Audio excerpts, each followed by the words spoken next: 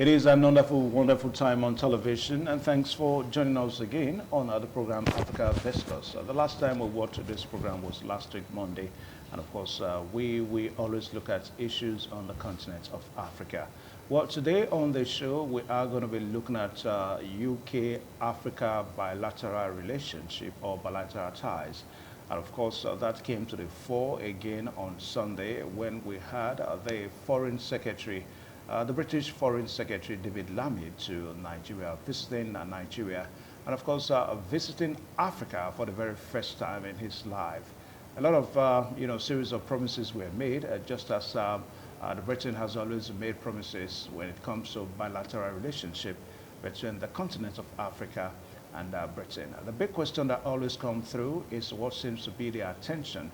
What is really the motive of all these visits? Well, on the surface value, we say that they are bilateral relationship and all that. But if you look deeper, there seems to be more interest in all these visits. All these are going to form the basis upon which we're going to be discussing today on the program Africa Discourse.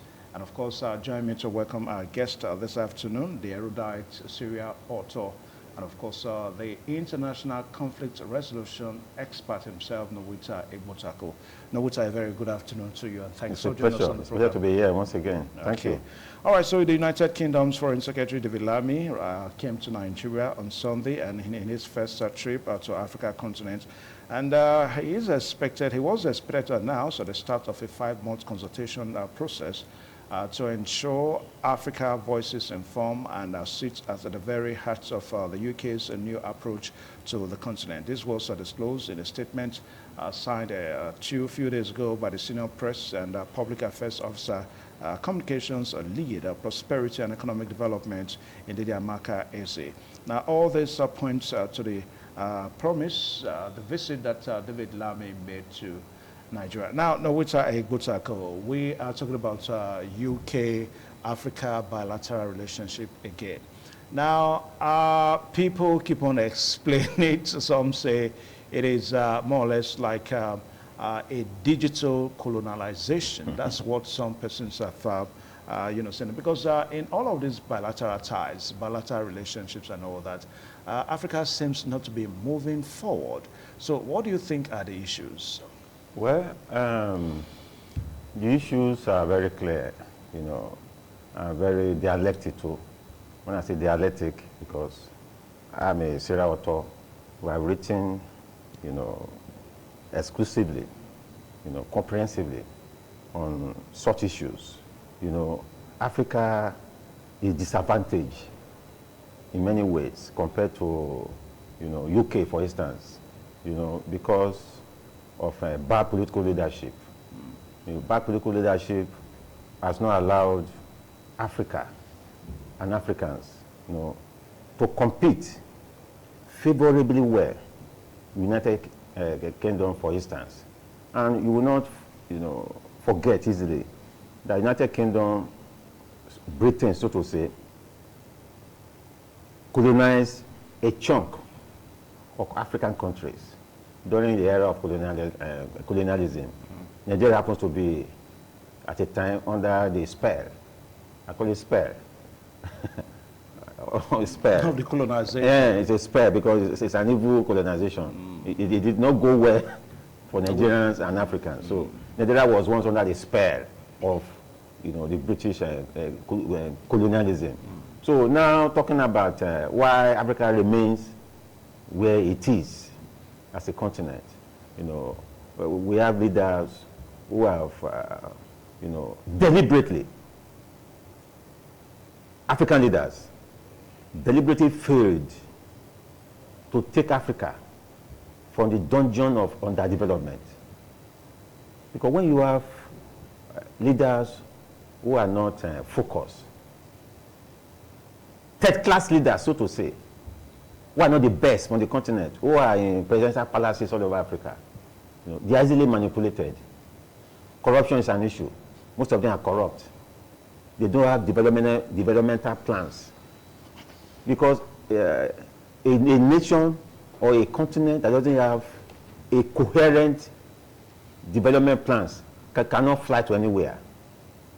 When you have a continent populated more exclusively by dictators, by tyrants, by despots. This is the sad reality of Africa and Africans. When you have leaders who are not interested in taking the people out of poverty, who are not taking the people to the next level, where you have the UK, where you have European countries, where you have some American countries. So that's the problem. And no matter the trade, transactions or romance, call it or investment romance between Africa and the United Kingdom, for instance, it will continue to be tilted in favor of UK because it's a first world country. Most of African countries are third world countries. Third world because imperialism, played a role in that. We'll talk about details about that later. Imperialism played a role where Africa is still where. Oh, really? Yeah, imperialism and colonialism. And as I said earlier, the African leaders, they've not lived up to expectation. Corruption is one of the tragic, cancer that is tearing African capitals to pieces, tearing African economy into shreds. Corruption. Corruption, where you have leaders who are corrupt, who even borrow money from outside the country, and they don't even invest the money into what they borrowed for. It goes into pockets of individuals. How can such a continent compete favorably with UK, for instance? A continent that is democracy, democratization process is even a facade, a bubble. Because I use these terms because the democratization process is not even in favor of the people. The people are manipulated constantly, and the people are not having fun. There's economic hardship. Yeah, no, which are inflation. Those are the issues that are making Africa and Africans. Yeah, when we talk about bilateral relations, we're talking about points of interest here. Yes. So don't you think? I think African nations may have come of age to begin to look inward and see to their points of interest when we talk about these bilateral relationships. Do Africans have interest? Put it to you. Really? Is it not when you are in charge of your aspirations, economic aspirations, political aspirations, cultural aspirations, and technological aspirations? When you are in charge, when you are focused, when your mentality is 100%, is it not then without talking about competing favorably with the United Kingdom, for instance? We don't have them. Quite unfortunate, we have all the resources in Africa. In fact, Africa is gifted with unquantifiable resources that can make Africa to compete anywhere in the world. But unfortunately, these resources are not working for Africans. They're not working for Africa because of bad political leadership. Because we don't have leaders who can stand tall, who can gaze unblinkingly, looking at people from the United Kingdom. So that is the sad reality. It is when you put your house in order, that you can say you want to go and do bilateral agreement that will work in your favor.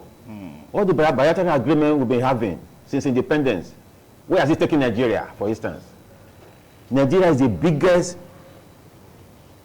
trade partner to the United Kingdom. And Africa is the biggest, the chunk of Africa as a continent. You know what African capitals contribute to European economy? In trillions of pound sterling. You know what I mean? So these are realities, and it is unfortunate that Africa, is still where we are.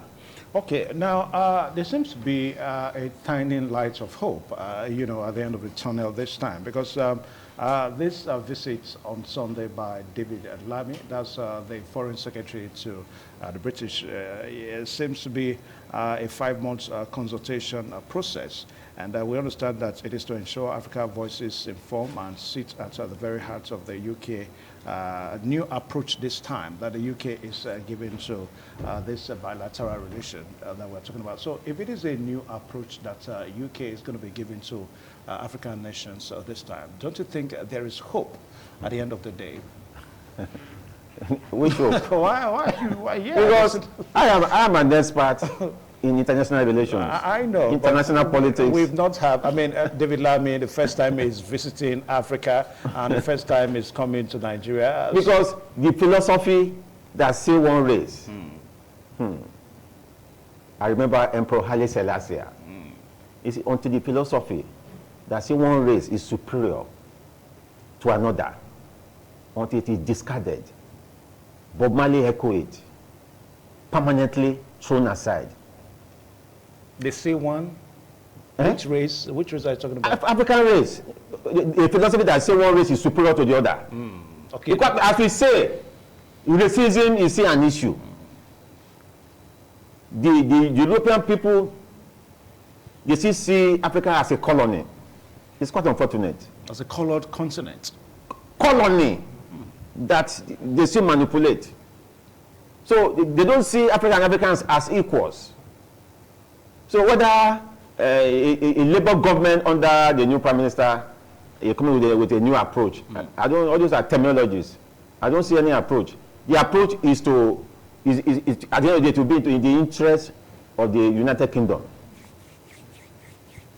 The approach to be in the interest of the United Kingdom. Their national interests. So it's just for Africa now to wake up. Yeah, no, which I think so. All those approach. It's a policy statement, Evans, a new approach to Africa.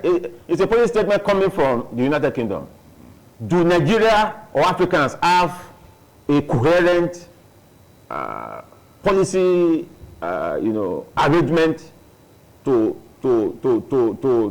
make Nigeria or Africans to be at par with United Kingdom, for instance? No, because United Kingdom is a first world. As I said, it's the first world. We are third world. And African leaders, they are not epimatters. Yeah, if we can have the likes of China, if we can have the likes of China coming into Africa and also yielding, African nations yielding in bilateral relations with China. It's happening with China, it's happening with Russia. So what will make it not to happen with Britain? What is happening with Russia and China is against the African interests. The superpower from China, for instance, that just emerged the past 50 years, it is unfortunate that the Chinese government is already talking of, debt issues. That Africans are already indebted to China. Imagine that.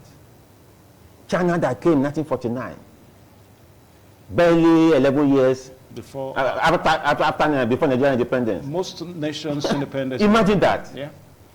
Is that not? Do you get one message there? That Nigeria and most African countries, they are not organized. Africa is populated, with bad political leadership that are not focused. The best guys are not in the cockpit of political power. The wrong people are elected via manipulated elections. And the resultant effect is what we see in Africa. Overinflation, poverty of the highest level, and brain drain of the highest level. People are running. The Japan process now, mostly for Nigeria, is high. It's unthinkable because of where bad, unfocused government has led us to. Government that do not reckon with the people, that see people as business partners. It's unfortunate. Most African leaders, they see their citizens as business partners, not people they will take away from poverty or people they will elevate.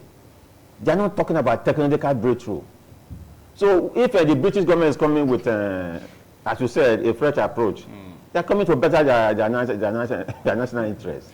Okay. So anti-Africans and Africa. A while ago, you were trying to explain why most nations in Africa will remain a third world. And I think you try to deliberately also say that it is a deliberate attempt. That's a philosophy. By the colonial masters. Yeah. What do you want to expatiate on? Yeah. You see, I know most people will have seen How Europe Underdeveloped Africa. You know, written by one of the greatest, you know, this Guyanese revolutionary. I will remember the name as we go. How Europe Underdeveloped Africa. You know, so it was a deliberate policy to underdevelop Africa and Africans via espionage. What they call espionage in international circles. Espionage, spying. They will make sure the best things will not happen in Africa. Oh, they will also make sure they take the best. They take the best. Most of our brains are the brain drain now. Most of the best that they are in UK. You will agree with me. So it is a deliberate imperialistic arrangement to subdue Africa and Africans. Okay, why will a country like, for instance, China, which was in 1949, is now a super world. A super world. Because that country refused to be subjugated. The leaders in such countries said no. We have risen and no country will bring us down. But in Africa, we have allowed, consciously or unconsciously, to allow imperialistic powers, Britain, France, Germany, name them. They do have what they have in their country is not up to what we have. They feed on the corpse of Africa and Africans. So it's a deliberate process. It's a process predetermined, orchestrated, so that Africa will not move out of its shells. But unfortunately, the Africans, we are not conscious to get it. We're not conscious to get it because we are part of the problem. We refuse to allow the best leaders to emerge.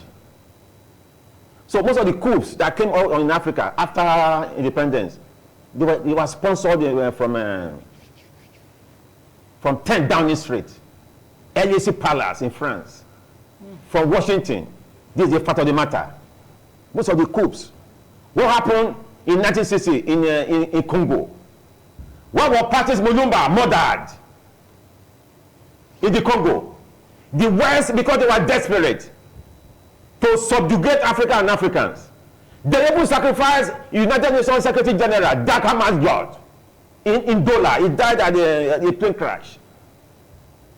Dag Hammarskjöld, a Danish, diplomat in American imperialism. They ensured that Lumumba did not get up because they saw Lumumba as a force. That is a graphic example of how they put Africa down. We can start naming countries. Yeah. So what I mean, if they could sacrifice a United Nations General Secretary, Dag Hammarskjöld in 1961, that died through plane crash at Udoda, near Zambia border.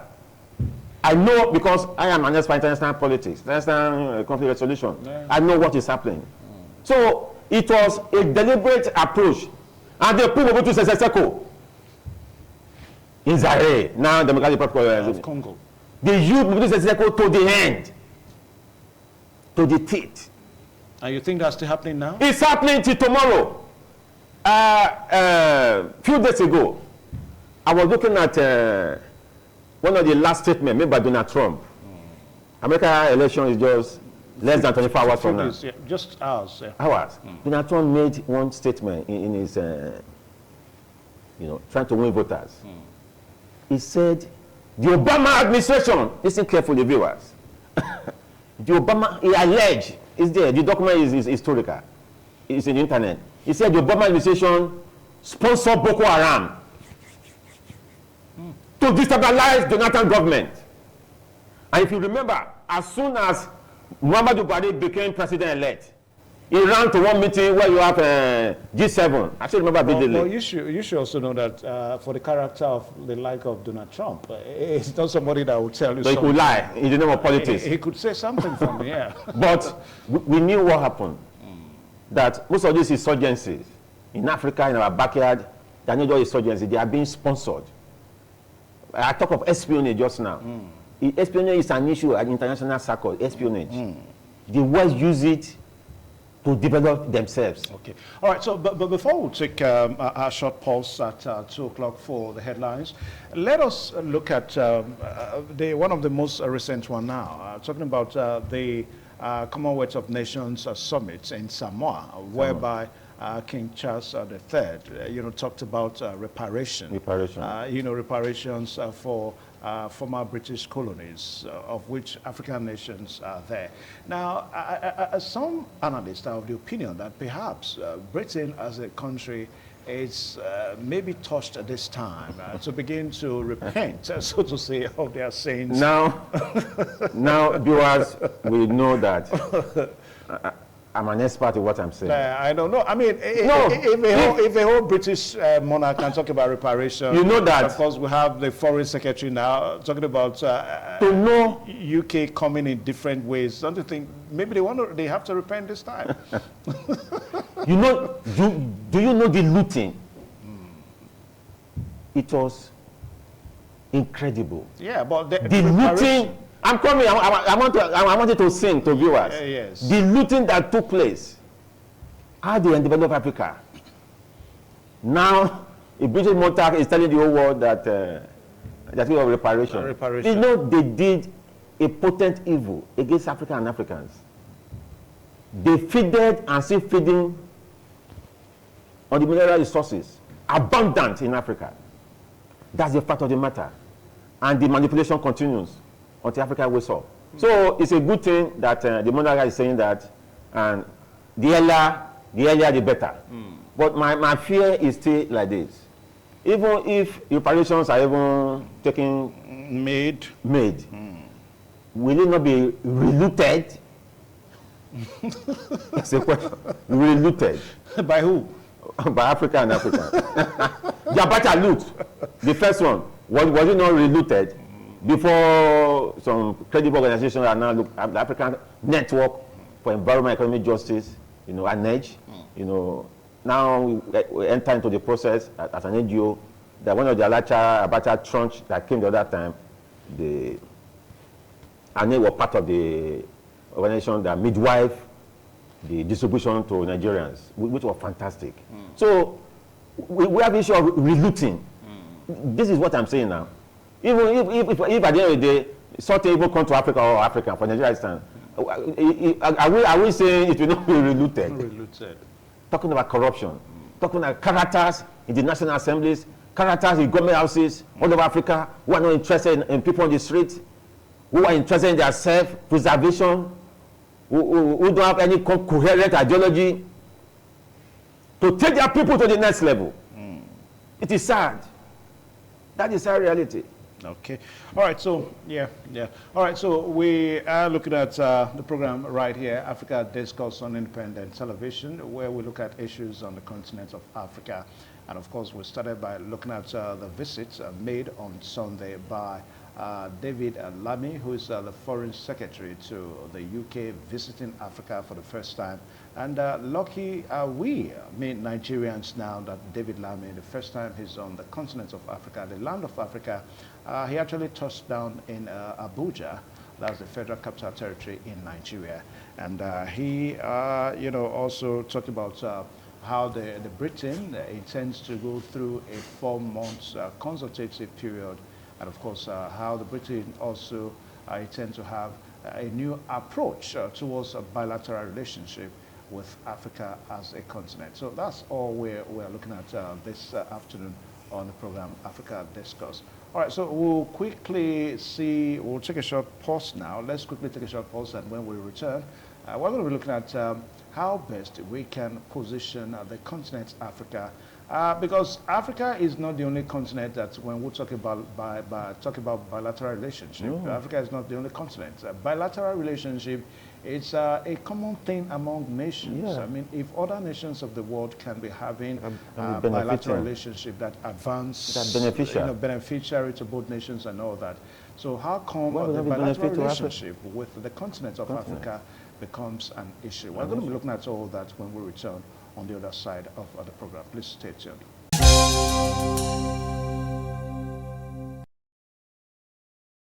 Good to have you back there. The program see here on Independent Television, Africa Discourse. We want to say congratulations to the newly appointed ministers, about 7 of them sworn in by the Federal Executive Council and the President some few hours ago. All right, so we are still looking at bilateral relationship between Africa as a continent and the United Kingdom. And we started by talking about David Lammy, Foreign Secretary to the UK in Nigeria in Africa a few days ago. Now, part of what he said is that growth is the core mission of the British government, and we underpin their relationship with Nigeria and beyond. This will also mean more jobs, more prosperity, and more opportunities for Britain and Africans alike. The top UK officials said, that's David Lammy now. Then also he went ahead that it is going to lead to technological advancements, and also is going to act as a catalyst, a reform across Nigeria, and will create further opportunities within a flourishing Nigerian economy for British businesses, generating growth, jobs, and incomes for Britain and Nigerians alike. All these are the templates of his visit to Nigeria and also to Africa. Now, Nawuta Igbutako, we are still looking at the relationship now. Now, just as we anchored, as we were going on that break, that when we talk about bilateral relationship, Africa is perhaps not the only continent that other nations you have Latin America, have a bilateral relationship with. And such relationship is to be mutual beneficial. You understand? It's yielding technological advancements and all that, to other mutual countries. benefits and all that the eyes can see. Yeah. As a matter of fact, we understand that in South Africa, more than the 70% of the technological advancements you have in South Africa have been brought upon by bilateral relationship agreements over the years. But South Africa is an African nation. But how come in other parts of Africa this issue of bilateral relationship keeps on being a question, that a suspicious question that we cannot really find a ready answers to? Let's continue from there. Because we have, as I said in the other segment, we have incompetent leaders. Most African leaders, they are incompetent. As I said, most of them are third-class materials. What you have in all those European countries, you have the best. For instance, the British Prime Minister that came is one of the best that was thrown up in the United Kingdom. The Labour Party. The foreign minister. Not even the British Prime Minister. The Prime Minister. Yeah. He did not even the British government that generates this foreign Prime Minister now. A black man on merit. The foreign minister is a black man. I'm not sure whether it's a Nigerian or something. It looks like a Nigerian. I wouldn't know now. But we know. So when you have other claims, when they throw up the best and put them into the tunnel of leadership, they perform. But in Africa, when the system, it looks like a jungle, in spite of several years of independence, the system is like a jungle where the toughest survives. That is not it's supposed to be an open society. Most African countries are not open society. So when you have people who are incompetent, who before they enter the cockpit of power, they don't have any agenda. Let us be careful with the blueprint. Is that not why we were not seeing benefit? But let us be careful with the way we say technologically we are still backward. Let us be careful with the way we say our leaders are incompetent. Most of them are incompetent. If we say that, it seems that we are undermining the way they come into power. I mean, most times because our best materials are not allowed to enter power. It's a clear scenario. Our best materials are not allowed to enter political power. The best is what British has produced in that Prime Minister Starmer. Keir Starmer, young man. That's the best. I would say we have the best people in Nigeria. I would say we have the best in most African countries. We don't have the best characters. We have incompetent leaders who are not prepared for leadership. Because if you prepare for leadership, you'll be a par. Yeah, let us. At the bilateral level, everything will work well. But when you have leaders who are after their pockets, who are after many wives they want to marry, who are after social events, who sees their fellow citizens as business partners, people to pound with, people to trade with, not people to live for the dungeon of poverty, of impoverishment, of hunger and starvation. When you don't have that kind of focus, how can you operate at that level with your counterpart? How can bilateral agreement be beneficial? When after signing a bilateral agreement, people, that thing will be on paper. People will hit the money. They will not do it. They will not sponsor the best. They will not. You may remember the scholarship program. The scholarship program is one of the bilateral agreements that happens sometimes. But at the end of the day, the way the federal government, the way they do it, the best people are not the people that go for the scholarship now. It's the minister list that will appear. The great brains. So we are where we are because we contributed to the tragedy. That's the reality of the situation. I know that the imperialist powers, they are there to subdue us. But we are not fighting. We are not pushing them. Just like how China, Singapore, and Taiwan and other countries have said, man, you cannot pull us down. See how Singapore have, with their leader, President Lee, brought Singapore from ashes, from backwardness, to one of the biggest industrialized countries in the world. So it's leadership. If you don't have leadership that is focused, that has agenda. You must have agenda now. If there's no agenda, you cannot. It's like it's like a blind leading the blind. When there's no coherent agenda, this is what I will achieve in 5 years. This is what I will achieve in 10 years. This is what I will achieve in 20 years. That was what China did. China locked their borders. That's what Singapore did. Taiwan, that is looking at the big China now, the former Formosa, China, is equally developing. So the problem is African leaders. When I say they are incompetent, I think I am in order. Yeah, but it is but I'm not mentioning leaders. It's not all of them. But okay, I generalize. I generalize. Careful with the way we generalize. Yeah, not all of them. Yeah.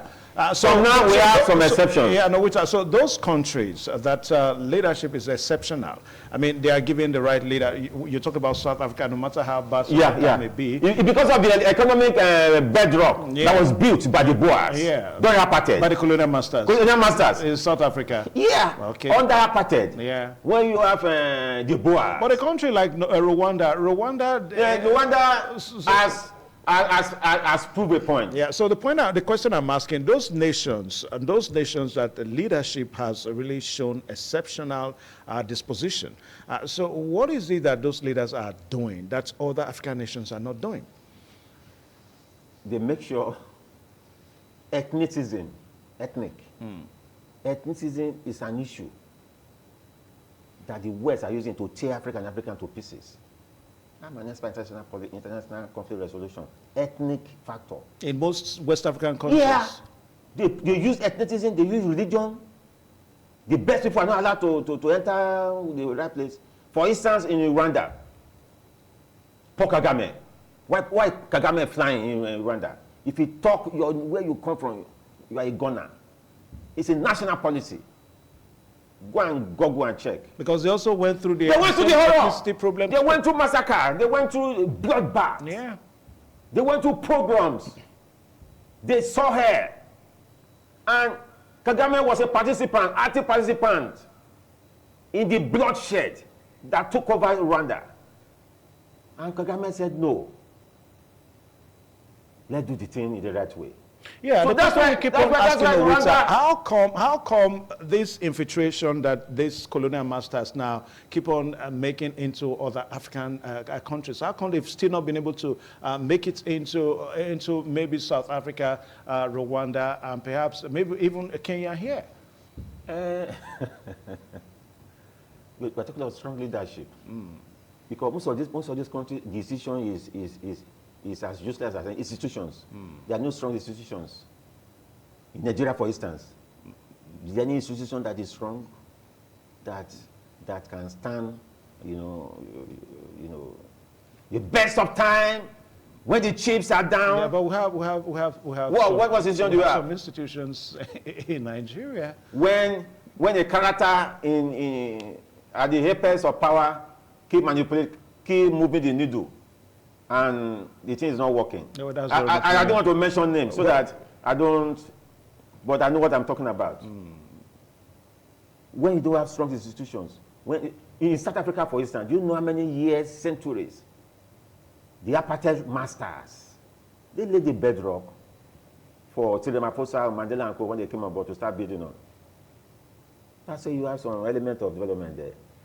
And yeah, but that apartheid is still an issue in South Africa. Even despite that, we still have that country, still advancing technologically, and the infiltration, the penetration that these colonial masters make into Nigeria, they've not been able to make it into countries like South Africa. Because, as I said, apartheid may be there, but the leaders and the structure of the country is not allowing them to have their way. Or is it the case that perhaps a country like Nigeria got its independence too early? It's not too early. Maybe the structures were not allowed to mature. Ethnicism, religionism, and several factors that's brought Nigeria to where we are, brought Africa to where we are. Because the best people are not allowed to be there. Ethnic factor is tearing Africa to pieces. Religion factor is tearing people to pieces. The best people are not allowed to do what they want to do. And they are like, the scorpions in a basket. That's how I see Africa. Scorpions in a basket. They are all struggling to come out. The strongest are killed, are destroyed. That's the graphic situation in Africa, in most African countries, even in Nigeria. The best people are frustrated. The best people are pushed to the wall, to japa, to use that phrase, to run out of the system. Why incompetent characters who are third-class materials are the one managing our resources? Who cannot stand tall to tell their colonial master, their new colonial master, that this is not the way to go. Who cannot beat themselves. That is the reality. So Africa, Nigeria, we have to get it right. All right, so for us to get it right now, Nowita, are we going to start suggesting perhaps that, look, all this bilateral relationship that these Western countries keep on introducing to us, like somebody waiting the carrots, should we tell them that, hey, corruption is an issue. We don't need them anymore. I know. After you have bilateral agreement, it's okay. We'll beat also industries. So technology will be brought to also place, and it's on paper. Yeah, so my question is, these bilateral relations now, should we put a stop to them? Should we tell these Western powers that we don't want them anymore? How can we say that? I mean, it's part of international politics. It's part of international engagement. No country is an isolation. But it seems not to be yielding any positivity. But because we are choosing not to make it beneficial to Africans. We are choosing to allow the Europeans. We are choosing to allow 10 Downing Street, LAC Palace, name the presidential palace in Europe. Washington, D.C. What is it in America? Is it in Germany? The other day, German Prime Minister rushed to Nigeria after Tinubu came in. What did he come to do in Nigeria? The German Chancellor.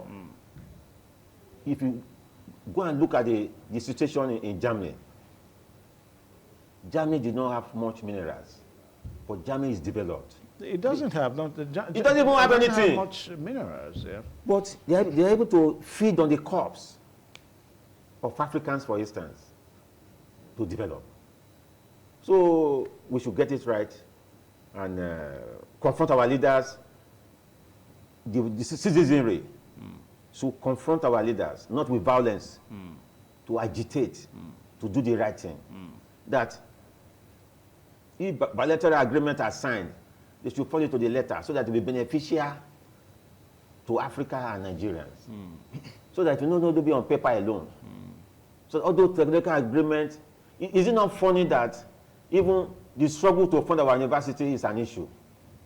An issue. After we go on strike for several months, and some president will be comfortable to be looking at ASU. That is an industry that's supposed to produce intellectuals. Yeah, but again, scientists and what have you. Yeah, no, it's, I think so our approach is very wrong. Our approach should be comprehensive. Even if, as we try to blame the leaders, we should also try to blame the followers too. I mean, the ASU issue that you brought on board now, some analysts have the opinion that perhaps ASU are asking for too much. Which too much? I mean, do you know how much the National Assembly is consuming, for instance? The National Assembly. How much is ASU asking for? How much ASU is asking for? Do you know how much the National Assembly is consuming in terms of salaries and allowances? Do you know that they bought bulletproof cars for themselves? So what are we saying? We don't have a system being run by characters who see their fellow citizens as pounds. People to trade with, not people to take us away from poverty. Until that mentality is changed, the mentality of our leaders must change. So they don't see me and you as citizens as somebody they will do business with you. We get 10 million. No, a leadership that want to take the people to the frontier of development. That is what should be happening. Not a leadership that will be parochial about himself alone, about his cronies. Talk about the oil issue in Nigeria now, the oil sector. The fuel issue and all that, yeah. An issue that is so touchy to Nigerians that many things revolves around it. The basics of livelihood. Yeah. Livelihood. Petroleum, transportation, it has affected everything. All right, so no, it's enough for the presidency to come out with a comprehensive agenda that will not serve the interest of the cronies, that will not serve the interest of the elite, and force down the price of petroleum products. It is doable because we have it on our soil in Nigeria. They are talking about leadership that is pro-people. All right, so no, in a stretch of a word, I'll give you, in a stretch of a word now, I'll give you like 2 minutes to wrap it up on this show. So even as you have said, in addition, what do you think should be done? Where should we cross the T's and dot the I's? Perhaps as a continent, Africa. I think what we should continue to do is to get it right at the electoral process. Electoral process is an issue. Because leaders emerge. Yeah, because if the electoral process is sanitized, the best guys will emerge. Will spread out.